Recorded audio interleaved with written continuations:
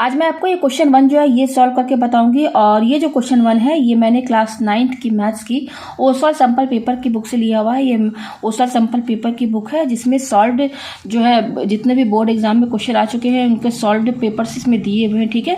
और ये जो क्वेश्चन जो लिया गया है चैप्टर का नाम है क्वाड्रिलेटरल्स, इसी से रिलेटेड ये क्वेश्चन है। और ये क्वेश्चन बोर्ड टर्म 2 2015 को आ चुका है। क्वेश्चन क्या बोल रहा है, in a parallelogram P Q R S of the given figure. देखिए ये फिगर दिया रहेगा, इसमें ये बोल रहा है कि पी क्यू आर एस क्या है, ये एक पैरेललोग्राम है। The bisectors of angle P and angle Q meet S R at O. यहाँ पे ये बोल रहा है कि ये जो एंगल पी है और एंगल क्यू है ये क्या, इनका जो बाइसेक्टर्स है, बाइसेक्टर्स मतलब क्या है, ये एंगल पी का बाइसेक्टर क्या है पी ओ, और एंगल क्यू का बाइसेक्टर क्या है क्यू ओ। तो ये पी ओ और ये क्यू ओ कहाँ मिल रहे हैं, ओ पर मिल रहे हैं। ये एस आर जो लाइन है इसमें ओ पर जो है इनके एंगल पी और एंगल क्यू के बाइसेक्टर यहाँ पर मीट कर रहे हैं, ठीक है। Show that angle P O Q equal to 90। हमें यहाँ पर ये प्रूव करके दिखाना है कि एंगल पी ओ क्यू जो है मतलब कि ये एंगल जो है 90 है। हमें यहाँ पर ये प्रूव करके यहाँ दिखाना है, ठीक है। तो यहाँ पर देखिए मैंने क्वेश्चन यहाँ लिख लिया है, ठीक है। अब क्वेश्चन में देखिए गिवन क्या क्या बोल रहा है कि ये पी क्यू आर एस क्या है, पैरेललोग्राम है। तो पहले गिवन लिख लीजिए, गिवन हम क्या लिखेंगे, P Q R S is a parallelogram, ठीक है। और यहाँ पर क्या बोल रहा है कि बाइसेक्टर्स ऑफ एंगल पी और एंगल क्यू का बाइसेक्टर। देखिए कैसे समझेंगे, इसका क्या मतलब है। एंगल पी देखिए यहाँ पे, यहाँ मैं डायग्राम बना दूँ यहाँ पर इसको अलग से, जैसे ये दिया हुआ, सॉरी ये नहीं, यहाँ पर बाइसेक्टर का मतलब क्या है मैं आपको ये बता दूँ। ये है ना इस तरीके से डायग्राम है, तो ये एंगल पी है और ये एंगल क्यू है। ये यहाँ पे क्या बोल रहा है, बाइसेक्टर ऑफ, देखिए bisector of angle P and angle Q. तो ये एंगल पी है और एंगल क्यू है, तो एंगल पी मतलब कि ये पूरा एंगल ये और एंगल क्यू क्या है मतलब ये पूरा एंगल क्यू, ये पूरा एंगल पी का मतलब ये पूरा एंगल आएगा ना। देखिए एंगल पी में ये पूरा आएगा ना और एंगल क्यू में ये पूरा एंगल आएगा ना। तो इनका बाइसेक्टर किसे कहते हैं, जैसे ये एंगल पी है ना, तो ये लाइन, ये जो लाइन है ना, ये वाली लाइन, ये पी ओ। देखिए ये जो एंगल बना है ना एंगल पी, इसके बिल्कुल इसी एंगल के बिल्कुल बीच से ये लाइन जा रहा है पी ओ। उसी तरह से ये जो एंगल क्यू है ना, इसी के बिल्कुल बीच से ये लाइन जा रहा है क्यू ओ। तो ये जो पी ओ और ये जो क्यू ओ है ना, यही बाइसेक्टर्स हैं। तो ये पी ओ और ये क्यू ओ कहाँ जाके मिल रहे हैं, ओ पर मिल रहे हैं। और ये ओ जो पॉइंट है किस पर है, एस आर लाइन पर है, इस एस आर लाइन पर ये वो है। तो बाइसेक्टर का मतलब क्या है, किसी भी एंगल का बाइसेक्टर का होने का क्या मतलब है। मान लीजिए कि ये एंगल पी है, ठीक है, और यहाँ ये एंगल पूरा एंगल पी है और बाइसेक्टर का मतलब क्या है, बिल्कुल बीच से ये एक लाइन जा रही है। तो बाइसेक्टर का मतलब ये है कि ये एंगल और ये एंगल, मतलब ये एंगल और ये एंगल बराबर हो जाएंगी। जैसे मान लीजिए कि ये एंगल पूरा 1 है और ये एंगल 2 है, ये वाला। और कह रहा है क्वेश्चन में कि ये जो एंगल पी तो पूरा है और इसमें ये कह रहा है कि पी और ओ एक बाइसेक्टर है एंगल का, ये एंगल का बाइसेक्टर है। तो इसका मतलब ये है कि ये पी ओ लाइन इस पूरे एंगल को हाफ में डिवाइड कर देगा। यानी कि मान लीजिए कि ये पूरा एंगल पी जो है, मान लीजिए अगर 60 है तो ये एंगल 1 ये है ना, एंगल 1 और ये एंगल 2 हाफ डिवाइड हो जाएंगे, यानी कि 30 हो जाएंगे। यानी कि ये भी एंगल 30, ये भी 30 हो जाएगा। तो इसको बाइसेक्टर बोलते हैं। अगर किसी भी एंगल का बाइसेक्टर कह रहा है तो इसका यही मतलब होता है कि जो भी एंगल है ना उसको क्या बाइसेक्टर क्या, ये लाइन पी ओ, ये लाइन पी ओ क्या करेगा, हाफ एंगल में डिवाइड कर देगा। आया समझ में। तो यहाँ पर पी क्यू आर एस क्या है, पैरेललोग्राम में तो गिवन है। और यहाँ पर क्या बोल रहा है, bisectors of angle P and Q, angle Q कहाँ बोल रहा है, meet S R at O.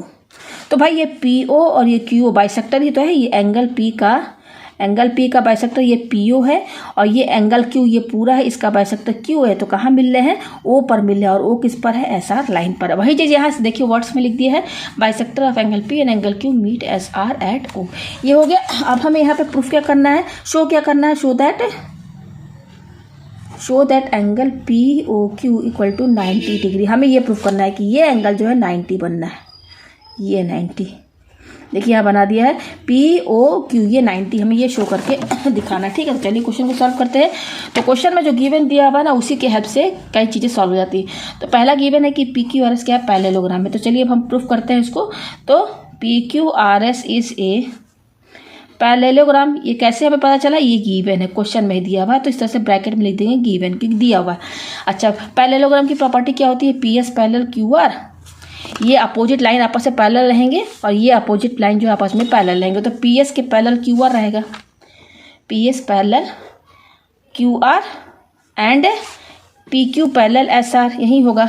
And P Q, यही तो प्रॉपर्टी होती है ना, पैरेललोग्राम की प्रॉपर्टी क्या होती है? अपोजिट साइड आपस में पैरेलल होते हैं। तो इस साइड के अपोजिट ये है तो ये दोनों आपस में पैरेलल होंगे, इस साइड के अपोजिट ये है तो ये दोनों आपस में पैरेलल होंगे। तो वही चीज़ मैंने यहाँ लिख दिया, ये पैरेललोग्राम की प्रॉपर्टी है। ठीक है, अब यहाँ पर देखिए हम इस पर ध्यान देंगे कि P S parallel Q R, देखिए P S parallel Q R. ठीक है, हम ये एक लेकर चलते हैं, P S parallel Q R. ठीक है, तो पी एस जो है क्यू आर के पैरेलल है, ये पैरेललोग्राम की प्रॉपर्टी है। तो देखिए यहाँ पर तो केवल पी एस और क्यू आर वाला ही लाइन में लेकर चलूँगी। मैंने क्या यहाँ पे लिखा है कि पी एस जो है क्यू आर के पैरेलल है, ये पैरेललोग्राम की प्रॉपर्टी, इसलिए मैंने ये लिखा। तो पी एस लाइन हमारी क्या है? ये है, और क्यू आर लाइन हमारी क्या है? ये है।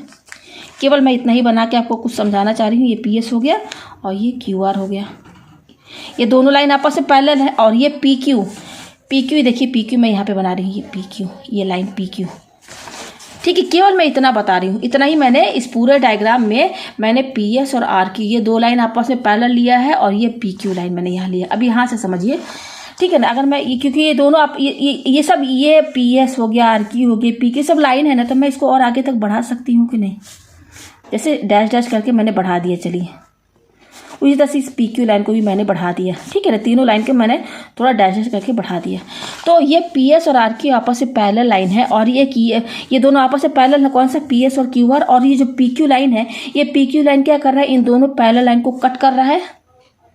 तो जो लाइन, अगर दो पैरेलल लाइन को कोई तीसरा लाइन कट कर रहा है तो उस लाइन को ट्रांसवर्सल लाइन बोलते हैं। यानी कि यहाँ पे पी क्यू क्या है? पी क्यू हमारा ट्रांसवर्सल लाइन है।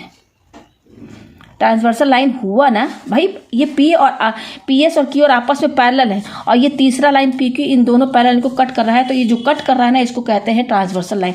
तो आपने थ्योरम एक पढ़ा होगा लाइन्स एंड एंगल्स में कि मान लीजिए कि अगर दो लाइन पैरेलल है, जैसे मान लीजिए ये एल है और ये एम है, एल और एम आपस में पैरेलल है, कंडीशन ये होनी चाहिए कि ये दोनों लाइन आपस में पैरेलल होना चाहिए। तो हमारा तो ये दो लाइन आपस में पैरेलल है, ये लिख दिया। और ये कहाँ से है? क्योंकि क्वेश्चन में ये कह दिया है कि P Q R S parallelogram है। ठीक है, तो अगर दो लाइन आपस में पैरेलल है और कोई तीसरा लाइन आर इसको कट कर रहा है तो आर होता है, इसको कहते हैं ट्रांसवर्सल लाइन। तो इस केस में ये एंगल और ये एंगल, मान लीजिए अगर ये एंगल 1 है, ये एंगल 2 है, तो इस केस में एंगल 1 प्लस एंगल 2 जो होता है ये 180 डिग्री के बराबर होता है।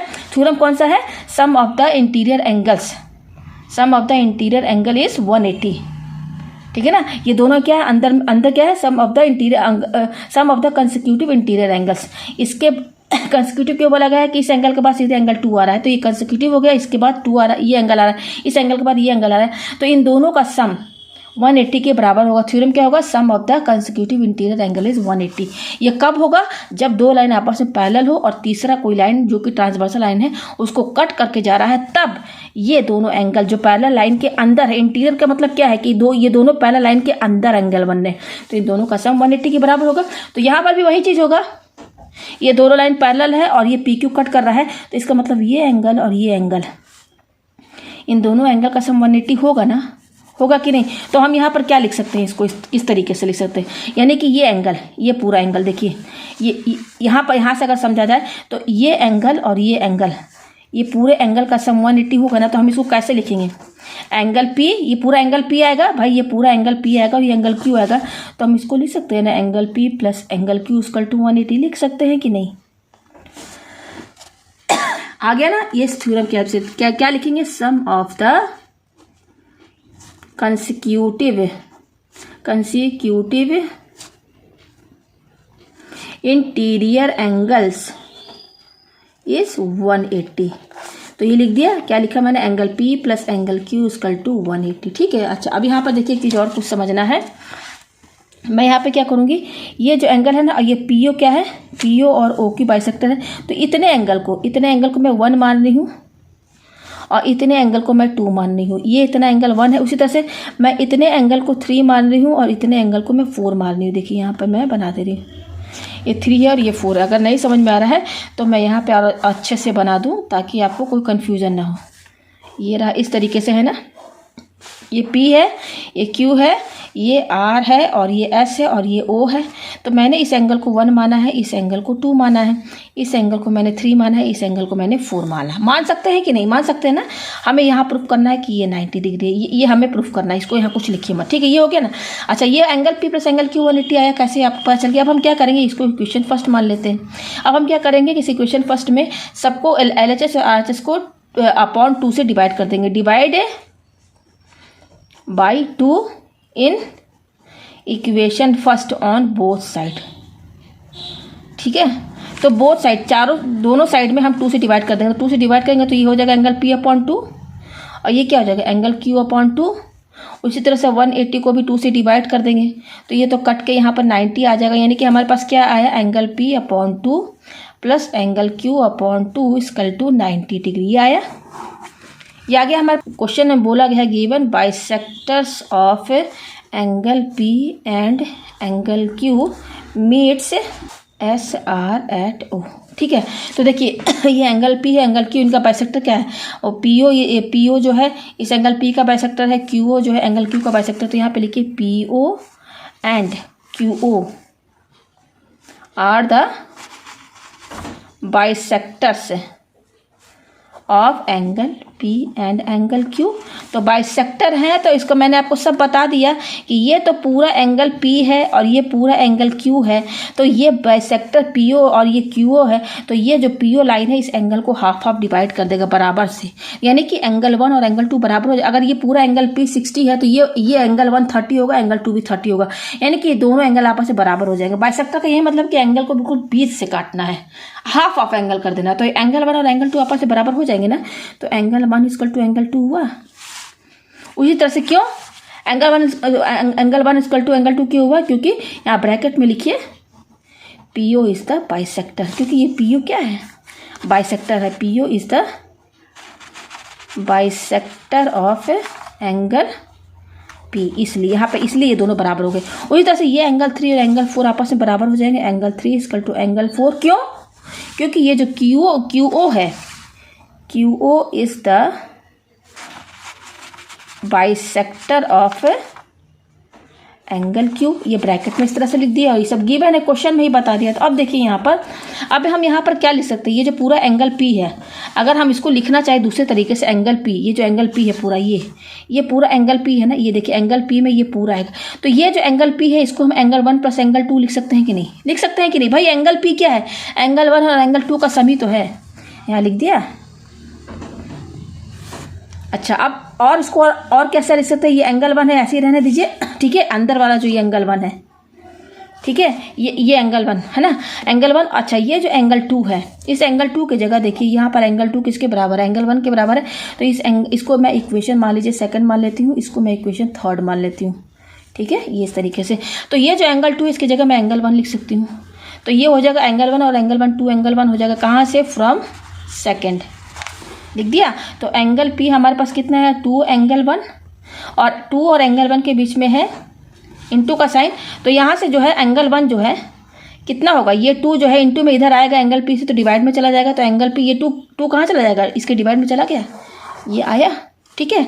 अच्छा, उसी तरह से ये जो एंगल Q है, इस एंगल Q को हम एंगल 3 प्लस एंगल 4 के बराबर लिख सकते हैं। भाई एंगल Q क्या है? ये दोनों एंगल के सम के बराबर ही तो है। तो angle Q equal to angle 3 plus angle 4 लिख सकते हैं ना। अब उसके आगे देखिए एंगल Q इक्वल टू यहाँ पे देखिए ये एंगल 3 यहीं पे रहेगा, प्लस ये एंगल 4 जो है यहाँ पे देखिए, ये एंगल 4 किसके बराबर है? एंगल 3 के बराबर है। तो इस एंगल 4 की जगह हम क्या लिखेंगे? एंगल 3 लिख दिया। कहाँ से? फ्रॉम इक्वेशन, कौन सा इक्वेशन? थर्ड इक्वेशन से लिख दिया। तो angle Q equal to angle 3, और एंगल 3 क्या हो जाएगा? 2 एंगल 3, इनके बीच में है इंटू का साइन। तो यहाँ से एंगल 3 हम अगर निकालेंगे तो क्या होगा? ये एंगल 3 अगर चाहिए तो ये 2 इधर आएगा, तो इसके डिवाइड में चला जाएगा, यानी कि angle 3 equal to angle Q, ये 2 क्या चला जाएगा? इसके डिवाइड में, ये आ गया। तो हमारे पास क्या है? एंगल 1 जो है एंगल P अपॉन 2 के बराबर आया, और angle 3 equal to angle Q upon 2 के बराबर। इसको मैं यहाँ लिख देती हूँ। एंगल 1 किसके बराबर आया? एंगल P अपॉन 2, और एंगल 3 किसके बराबर आया? एंगल Q अपॉन 2 के बराबर आया है। तो देखिए यहाँ पर हम यहाँ पे रुके थे, हमारा ये आया था angle P plus angle Q equal to 180। फिर मैंने क्या किया? दोनों साइड 2 से डिवाइड कर दिया, तो ये आया। तो देखिए एंगल P अपॉन 2, ये देखिए ये एंगल P अपॉन 2 है, तो इस एंगल P अपॉन 2 किसके बराबर, एंगल 1 के बराबर है, तो इसकी जगह हम एंगल 1 लिख सकते हैं ना, प्लस ये क्या है एंगल Q अपॉन 2, तो देखिए एंगल Q अपॉन 2 किसके बराबर, एंगल 3 के बराबर, तो इसकी जगह हम एंगल 3 लिख सकते हैं। तो angle 1 plus angle 3 equal to कितना आया, 90 आया। ये आ गया हमारे पास, ठीक है। अब हम यहाँ पे देखिए क्या करेंगे, हमें प्रूफ करना है कि एंगल POQ जो है ये 90 है, ये हमें प्रूफ करके दिखाना है। तो अब हम क्या करेंगे, हम ट्रायंगल कौन से लेके चलेंगे, इन ट्रायंगल POQ, केवल ट्रायंगल हम POQ पर ध्यान देंगे, POQ। तो POQ पर केवल मैं यही एक ठो ट्रायंगल बनाऊंगी भाई, ये P हो गया, ये Q हो गया और ये O हो गया, और ये इतना एंगल देखिए, इतना एंगल तो ये देखिए इस ट्रायंगल में ये एंगल तो 1 है ना, तो यहाँ एंगल 1 लिखिए। उसी तरह से इस ट्रायंगल में ये एंगल 3 है, तो यहाँ एंगल 3 लिखिए। ये हो गया, तो मैं केवल ये ट्रायंगल लेकर चल रही हूँ, ठीक है। तो ये हमारा ट्रायंगल है, तो इन ट्रायंगल POQ हम जानते हैं कि ट्रायंगल में तीनों एंगल का सम क्या होता है, 180 होता है। तो हम यहाँ पर ये लिख सकते हैं एंगल 1 प्लस एंगल 3, भाई 3 एंगल है कि ये है और ये एंगल है, तो एंगल 1 प्लस एंगल 3 प्लस ये एंगल सम इसका ये एंगल प्लस ये, तो इस एंगल का नाम हम क्या देंगे, POQ देंगे, इस वाले एंगल का नाम POQ। ये तीनों एंगल का सम कितना होता है, 180 के बराबर होता है। तो यहाँ पे प्रॉपर्टी लिख दीजिएगा, theorem sum of the 3 angles in a triangle इस क्या होता है, 180 होता है, इसीलिए तीनों एंगल को सम करके 180 के बराबर कर दिया। अब देखिए एंगल 1 प्लस एंगल 3 जो है किसके बराबर है, एंगल 1 और एंगल 3 इनका सम 90 के बराबर है। तो इसके जगह इसको इक्वेशन अगर हम मैं 4 मान लूँ, इस एंगल 1 और एंगल 3 90 के बराबर, तो इसके जगह हम क्या लिख देंगे 90, ये तो 90 के बराबर हो गया, ये 90 हो गया, प्लस ये क्या है एंगल POQ है इक्वल टू 180। तो कहाँ से आया ये दोनों 90 के बराबर, फ्रॉम इक्वेशन 4, ये इक्वेशन 4 है, इससे आया है, ये दोनों 90 के बराबर लिख दिया। तो एंगल POQ यहाँ से निकाल लीजिए, क्या होगा, ये 90 है, ये यहीं पे रहेगा, ये 90 इधर लेकर जाएंगे, तो 180 के माइनस में चला जाएगा, तो 180 में से 90 माइनस करेंगे तो कितना आएगा, 90 आएगा। तो आप देख सकते हैं कि एंगल POQ 90 के बराबर आ गया। यही हमें प्रूफ करना था, देखिए यही ना प्रूफ करना था, शो दैट एंगल POQ इसको 90, ये 90 लेके आना था, ये हमारा यहाँ पर आ गया, आप देख सकते हैं ये यहाँ पर आ गया, तो ये प्रूफ हो गया हमारा। तो देखिए यहाँ पर थ्योरम का यूज़ हुआ है, थ्योरम आपका क्लियर रहेगा तो इजीली इस क्वेश्चन को आप जो है सॉल्व कर सकते हैं।